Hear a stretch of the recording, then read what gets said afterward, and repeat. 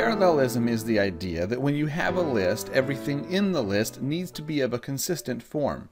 In this case, we have two adjectives, rigorous and a challenge, both describing the course.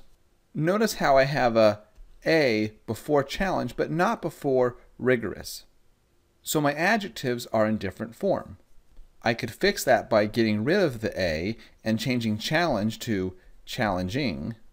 Or I could have added an a right before rigorous and changed it to rigor. So the course would be both a rigor and a challenge. It doesn't matter which option I choose as long as my adjective forms are consistent. The same rule applies when you have a list of verbs. In this case, we have the president, and he's going to discuss ways to help, protect, and then to advance. Notice how the to is in front of advance and to help, but not in front of protect.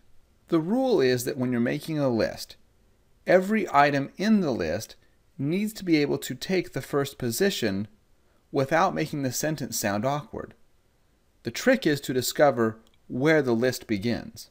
In this case, the first item in my list is to help.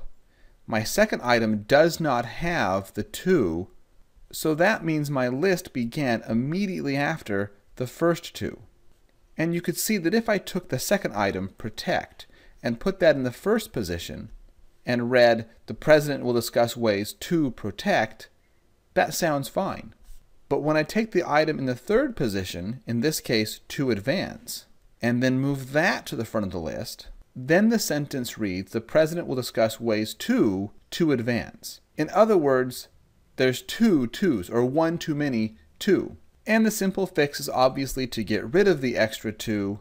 Now, if I put advanced in the same position as help, the sentence would read fine. The longer the sentence is, the more difficult it is to spot problems with parallelism. But we can use the same trick of putting every item in the list in the first position to see if it makes sense. In this case, the Academy is urging the nation to improve, assemble, and then it says creating. If I say the phrase urge the nation to assemble, that sounds fine. No problems there. But if I say the phrase urge the nation to creating, it's clear that the ing should be taken off and I should use the verb create. The way it reads now with the ing, remember that comma ing actually modifies the verb that came before it. So in this case, that's urged. So the way that the sentence is written originally, it makes it sound like the simple urging of the nation created a special task.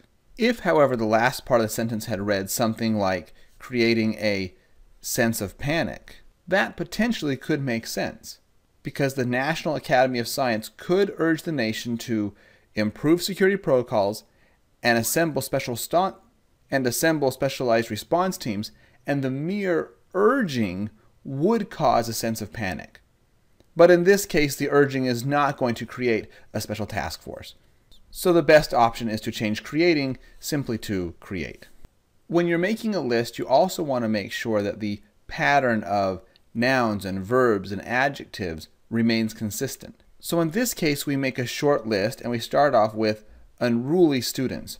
Unruly, that's an adjective, and students are obviously nouns. The next item is demanding parents. Demanding, that's my adjective, and parents, once again, that's my noun.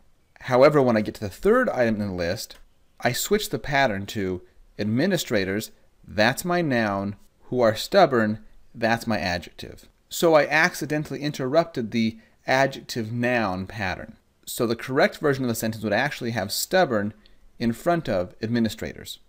There's another problem with this sentence, and it has to do with the idiom it's using with a not and a but. When you break a sentence up into two parts with not and but, you have to make sure that any verbs or prepositions that don't come before the not, but do come after the not, they must also be repeated after the but. For example, notice how I have the preposition from after the not, but I don't have from after but. That's wrong. You can't do that. And there are two ways to fix this problem. One, I could simply add from between but and administrators, or I could add a from before my not. If I put the from before the not, I don't have to repeat the from afterwards. In this sentence, we have another list describing the Native American society, which was based on cultivating, hunting, and trading. So all of the verb forms end in an ing, which is great. However, hunting actually has the in front of it, and neither of the other verbs do. So to make the sentence parallel, we'd either have to add the to the remaining sentences, or we could simply cross out the in front of hunting.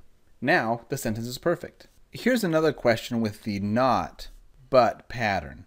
And like all comparisons and all lists, you have to make sure that your prepositions match. So in this case, we have a because of followed by a by. You can't do that. They have to match.